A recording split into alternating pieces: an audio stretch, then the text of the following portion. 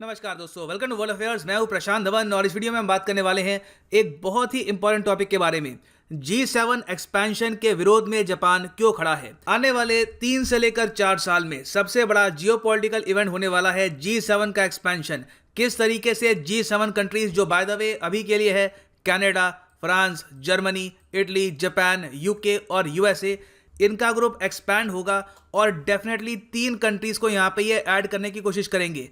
वो 3 देश हैं इंडिया, ऑस्ट्रेलिया और साउथ कोरिया। मगर जापान कभी भी इस आइडिया को लेकर इतना एक्सेप्टिंग था नहीं। जापान टाइम्स ने कई हफ्तों पहले ये क्लियर कर दिया था कि जापान में काफी हद तक एक फियर है, अनसर्टनिटी है इस आइडिया को लेकर कि G7 ग्रुप को ही एक्सपैंड कर देंगे। और अब तो हमने देखा है कि कुछ ही हफ्तों पहले जापान के डिप्लोमेट्स ने यूके को ओपनली कह दिया है कि हम नहीं चाहते कि आप G7 की जो रीच है एशिया में ये बढ़ाएं। यहाँ पे आप देखेंगे Japan has raised concerns about British proposal to invite Australia, India and South Korea to a meeting of group of 7 foreign ministers. तो डिस्कस करेंगे इस वीडियो में कि जापान G7 के एक्सपेंशन को लेकर नर्वस क्यों है। बहुत कुछ यहाँ पे आपको जानने को मिलेगा। So a lot to know, a lot to discuss as always. But before we begin, एक क्वेश्चन मैं आपसे पूछूंगा, इनमें से कौन सा देश होस्ट करेगा G20, जी हाँ G20 समिट को 2021 में? ये है यहाँ पे आपकी ऑप्शंस, टर्की, जापान, इटली या फिर रशिया। कमेंट सेक्शन में करो आंसर, सही आंसर मैं आपको दूंगा वीडियो के अंत में। और यहाँ पे मैं कॉन्ग्रेचुलेट भी कर लूँ उन स्टूडेंट्स को जिनको मिले हैं Amazon गिफ्ट वाउचर। यहाँ पे आप देखेंगे ये इनकी लिस्ट है, ये है टॉप 3 रैंकर्स। मोस्ट रिसेंट है रोहित, नीलेश और VS। रोहित ने यहाँ पर जीता है 2000 रुपए का Amazon गिफ्ट वाउचर और आप भी ये वाउचर जीत सकते हैं। आपको बस एक टेस्ट सीरीज में पार्टिसिपेट करना है। ये एक बहुत ही अच्छा इनिशिएटिव है बाय मी एंड अनअकैडमी। इसमें आपकी यूपीएससी की तैयारी भी होगी और आप प्राइजेस भी जीत सकते हैं। सिंपली आपको क्या करना है, वीडियो के नीचे स्क्रॉल करो और यहाँ पे पिन्ड कमेंट में आपको एक लिंक दिखेगा अनअकैडमी इम्पल्स का, इसको क्लिक कर दो और यहाँ पे आपके खुलेगा ये लिंक।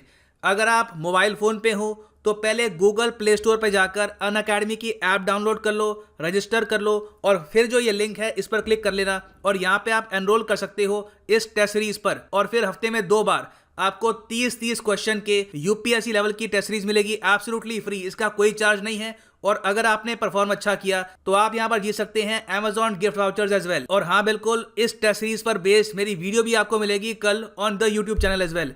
मगर उससे पहले आप क्वेश्चंस यहाँ पे अटेम्प्ट भी कर सकते हैं, it will help you a lot. और एनरोल करते टाइम अगर आपसे कोड मांगे तो कोड यहाँ पर डाल देना PD10। नाउ सबसे पहले इस टॉपिक की जो डायमेंशंस हैं ये आपको समझनी होगी। इस बार का जो G7 समिट है ये होस्ट कर रहा है यूनाइटेड किंगडम और एज होस्ट यूके ने यहाँ पर इन्वाइट किया है 3 कंट्रीज को। अगेन यहाँ पे इन्होंने जो इन्विटेशन भेजा है ये है फॉर जस्ट पार्टिसिपेटिंग।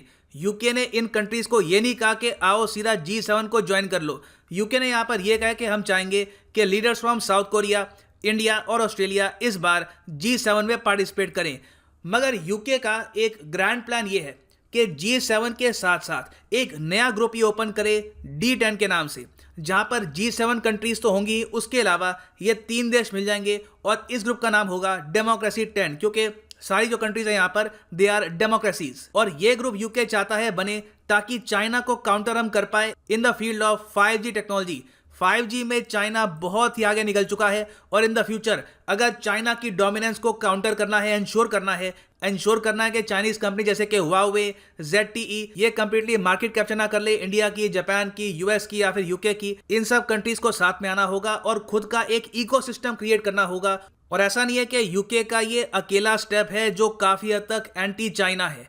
इसके अलावा यूके ने यह भी हिंट दिए हैं कि बहुत ही जल्द ये उन चाइनीज इंपोर्ट्स पर एब्सोल्यूट बैन लगा देंगे जो लिंक्ड हैं उइगुर कैंप से। आपको पता होगा चाइना का जो शिंगशांग प्रोविंस है वहां पर आज के समय मुसलमानों पे चाइनीज गवर्नमेंट बहुत अत्याचार कर रही है और वहां पे जो उइगुर मुस्लिम्स के कैंप्स हैं उनसे फोर्स लेबर करवा के ये मैन्युफैक्चर करवाते हैं प्रोडक्ट्स। अब ये जो प्रोडक्ट्स चाइना एक्सपोर्ट कर रहा है दुनिया भर को, इसको बॉयकॉट करने की बात कर रहा है यूके। और मैं आपको बता दूं ये सब स्टेप्स बोरिस जॉनसन ऐसा नहीं है कि बिल्कुल शुरुआत से ले रहे हैं। शुरुआत में बोरिस जॉनसन काफी हद तक प्रो चाइना थे। जब से यूके में pandemic completely out of control हो गया है उसके बाद से हमने देखा है कि इन्होंने काफी एंटी चाइना स्टांस लिया है। इसका रीजन क्या है? रीजन देखो बहुत ही सिंपल है। यूके में आज के समय बहुत ज्यादा आक्रोश है। मैं नंबर्स आपको बता दूं, 1 लाख लोग मरने वाले हैं यूनाइटेड किंगडम में बिकॉज ऑफ कोविड-19। बहुत बड़ी संख्या है। वहां पे लोग गुस्सा हैं, लोग वहां पे फ्रस्ट्रेटेड हैं।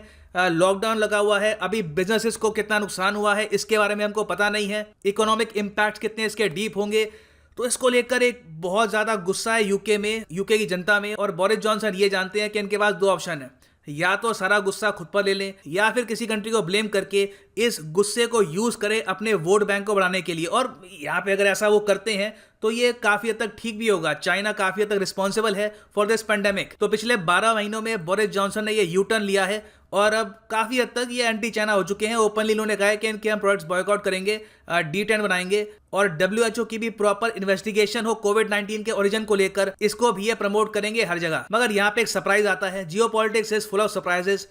जापान के नए प्रधानमंत्री योशिहिदे सुगा ये इतने प्रैग्मेटिक नहीं है जितने शिंजो आबे हैं। शिंजो आबे को मैं फिर से कहूंगा, वो थे once in a century leader जो बड़े निर्णय लेते हैं, बड़े स्टेप्स लेते हैं, रिस्क लेते हैं और कंट्रीज को इकट्ठा लाते हैं।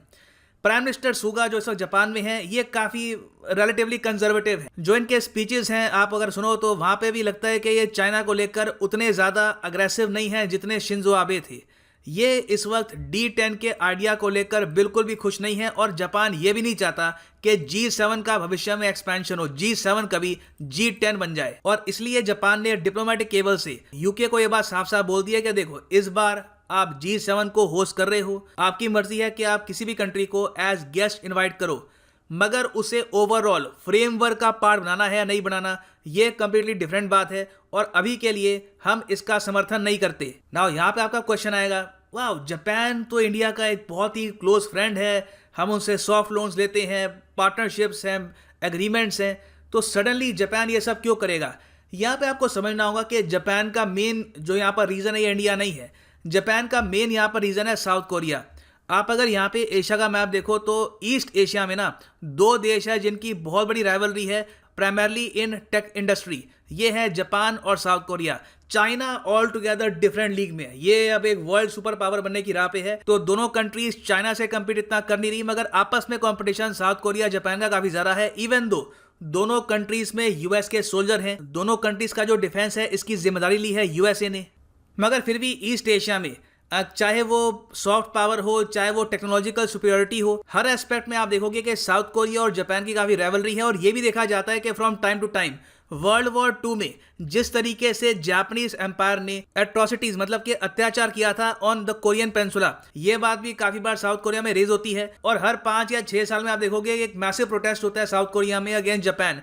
इन प्रोटेस्ट में ज्यादातर ये जापानीज प्रोडक्ट्स का बॉयकॉट करते हैं कुछ टाइम के लिए। इसके रिस्पॉन्स में जो जापानीज लोग हैं ये भी काफी पेट्रियोटिक हैं, ये कहते हैं कि ठीक है हम भी साउथ कोरियन प्रोडक्ट्स को परचेज नहीं करेंगे। तो एक रीजनल राइवलरी यहाँ पर बिल्कुल एग्जिस्ट करती है। और ऑब्वियस सी बात है जापान नहीं चाहेगा कि G7 ग्रुप, जहां पर जापान अकेला एशियन कंट्री है, वहां पर 2 और एशियन कंट्रीज आ जाए।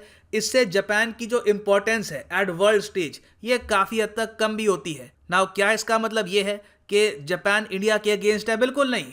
इन द फ्यूचर इंडिया जापान की कोऑपरेशन बढ़ती रहेगी, मगर याद रखिएगा जियोपॉलिटिक्स में every country is on its own. हर देश इन दी एंड अपनी कोर पॉलिसी में, अपने कोर इनिशिएटिव्स में सिर्फ और सिर्फ अपना इंटरेस्ट देखता है।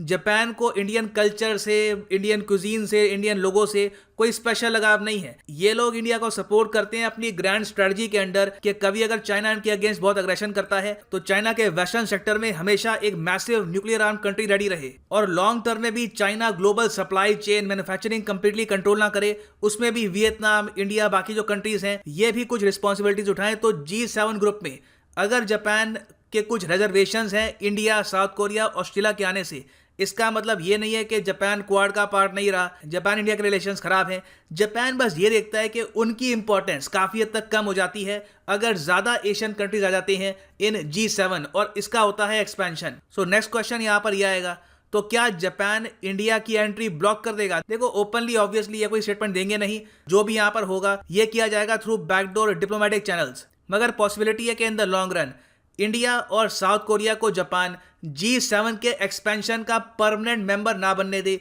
और यह भी हो सकता है कि जो D10 ग्रुप की फॉर्मेशन है इसको कुछ हद तक डिले भी कर दे जापान। इसके पीछे एक रीजन ये भी है, जापान की नई एडमिनिस्ट्रेशन देखेगी पहले कि जो बाइडन चाइना को लेकर कितने अग्रेसिव हैं। अगर जो परसेप्शन हम मान के चल रहे हैं कि जो बाइडन चाइना को बहुत सारे बेनिफिट्स देंगे, ट्रेड वॉर खत्म कर देंगे और वापस अमेरिकन कंपनीज लौटेंगी टू चाइना, तब तो देखिए ऑब्वियस सी बात है जापान बिल्कुल भी D10 या फिर G7 का एक्सपेंशन इन सब का पार्ट नहीं बनना चाहेगा। ये भी हो सकता है कि क्वाड में अपनी पार्टिसिपेशन कुछ हद तक कम कर दें। तो जापान भी अभी के लिए काफी कॉशियस है। ये देखना चाहते हैं कि बाइडेन एडमिनिस्ट्रेशन क्या करती है रिगार्डिंग चाइना। चाइना अभी के लिए ताइवान के अगेंस्ट जो अग्रेशन दिखा रहा है, क्या यूएस इसके अगेंस्ट कोई स्टेप लेता है, क्या जो बाइडेन कोई स्टेटमेंट देते हैं अगेंस्ट चाइना। तो ये सब देखते ही ये अलाउ करेंगे D10 की फॉर्मेशन और G7 का एक्सपेंशन। सो अब वापस चलते हैं अपने क्वेश्चन पे जो मैंने आपसे पूछा था, कौन सा देश होस्ट करेगा G20 समिट 2021 में। सही उत्तर यहाँ पे है ऑप्शन सी, इटली। इटली वैसे भी आजकल न्यूज में है क्योंकि इनके जो प्राइम मिनिस्टर है, प्राइम मिनिस्टर कॉन्ते, इन्होंने रिजाइन कर दिया है। और रिजाइन करने का रीजन क्या है, पेंडेमिक की हालत इतनी खराब हो चुकी है इटली में, इतना वहां पे लॉस हुआ है, लोगों की जानें गई हैं, इकोनॉमिक लॉस हुआ है कि उनके प्राइम मिनिस्टर ने जिम्मेदारी ली है और उन्होंने कहा है कि मैं यहाँ पे कर रहा हूँ रिजाइन। तो याद रखिएगा 2020 का G20 हुआ था इन रियाद।